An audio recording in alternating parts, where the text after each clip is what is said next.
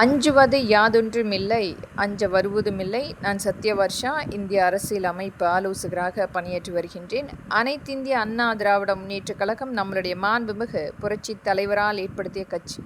இன்றைக்கும் மற்ற கட்சிகள் பிழைக்க வேண்டுமென்றால் நம்மளுடைய தலைவர்களை மிக சாதுரியமாக எடுத்து வைத்து ஒரு விளம்பரப்படுத்தி அவர்களுடைய கட்சியை வளர்த்து கொண்டிருக்கின்றார்கள். இனியாவது நம்மளுடைய கட்சி சார்ந்த தலைவர்களை எடுக்காமல் அவர்களுடைய கட்சியினுடைய கோட்பாடுகளோடு நடக்க வேண்டும்.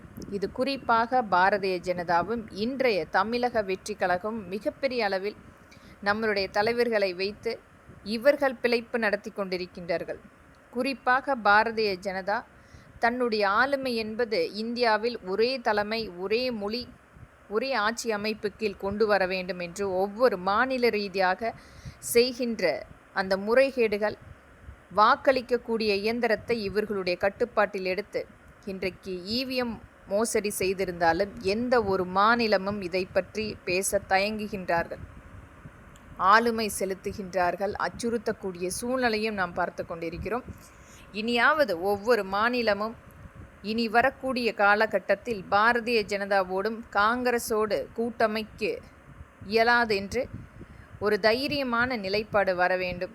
பாரதிய ஜனதாவினுடைய ஆட்சி அமைப்பில் கடந்த ஒரு 12 வருடங்களாக நாம் பார்த்து கொண்டிருப்பது அதிகபட்சமான விலையேற்றம். சாதாரணமாக 250 ரூபாய்க்கு கிடைத்த அந்த சமையல் எரிவாயு இன்றைக்கு 913ஆக மிகப்பெரிய அளவில் மக்கள் வாங்க முடியாத ஒரு சூழ்நிலை ஏற்படுத்தியிருக்கிறது. அனைத்து வகையிலுமே மக்கள் ஈடுகட்ட முடியாத அளவுக்கு இந்த உணவுப் பொருட்கள் அதிகமாக விற்று கொண்டிருக்கிறது. அனைத்தையுமே கவனத்தில் எடுக்காமல் ஒரு மிகப்பெரிய ஒரு மோசடி கும்பலாக மட்டுமே அதிகப்படியான இந்த விலையேற்றம் வந்தால் அதிகப்படியான வரியை எடுக்க முடியும் என்று இடைத்தரகர்களை இவர்களை நியமித்து இன்றைக்கு மிகப்பெரிய அளவில் ஒரு கார்ப்பரேட் கொள்ளையாக மட்டுமே நாம் பார்த்து கொண்டிருக்கிறோம். ஆளுகின்ற அரசாங்கமே மக்களை மிகப்பெரிய மோசமான அடிமைகளாக நடத்துகின்ற ஒரு பாசிசம் அரசியல் நாம் பார்த்து கொண்டிருக்கிறோம். விவசாய மக்களுக்குரிய எந்த ஒரு பங்கீடும் கொடுக்காமல் ஒரு நிராகரிப்பான வாழ்வாதாரத்தை கொடுத்து கொண்டு இன்னும் ஒரு கண் துடைப்புக்கான விளம்பர மாடலாக மட்டுமே இந்த பாரதிய ஜனதா திகழ்ந்து கொண்டிருக்கிறது. எத்தனை விவசாய மக்களுக்கு நேரடியான இவர்களுடைய பங்களிப்பு இருத்திருக்கிறது. வெறும் ஒரு ஏக்கருக்கு 6000 ரூபாய் மானியம் என்று சொல்லி அம்மக்களை வஞ்சிக்கக்கூடிய பாரதிய ஜனதா வேண்டுமா, அல்லது நிரந்தரமான ஒரு வாழ்வாதாரத்தை ஏற்படுத்தக்கூடிய ஒரு நேரடி கொள்முதல் மற்றும் விவசாய மக்களுக்கு அவர்கள் ஏற்ப ஒரு கூட்டமைப்பாக உற்ற ஒரு மிகப்பெரிய ஒரு வாழ்வாதாரத்தை ஏற்படுத்தக்கூடிய அனைத்திந்திய அண்ணா திராவிட முன்னேற்றக் கழகம் வேண்டுமா என்று மக்கள் தீர்மானிக்க வேண்டும்.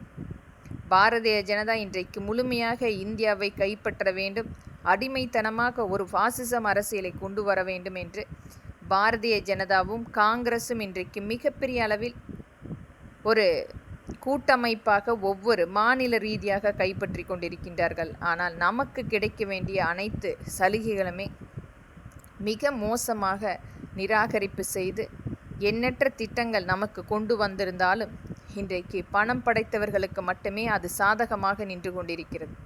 நியூ ஆண்டர்பனர் என்று சொல்லி ஒரு வளமான அனைத்து வகையிலுமே செல்வாக்கு வாழ்வாக வாழக்கூடிய தொழிற்சாலை எண்ணற்ற இருக்கக்கூடிய நபர்களுக்கு மட்டுமே அந்த சலுகைகள் கிடைத்து கொண்டிருக்கிறது.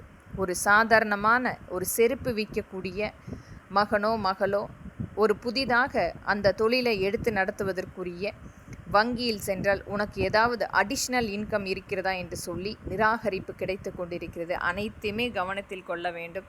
மிகப்பெரிய அளவில் வஞ்சிக்கக்கூடிய இந்த ஆட்சி அமைப்பு நமக்கு தேவையா? ஒவ்வொரு இடத்திலுமே இந்த சிபிலை வைத்து இவர்களுடைய கட்டுப்பாட்டில் மக்களை இயந்திரம் போல் நடத்தி கொண்டிருக்கும் பாரதிய ஜனதாவுக்கு முற்றுப்புள்ளி வைப்போம். நன்றி மக்களே.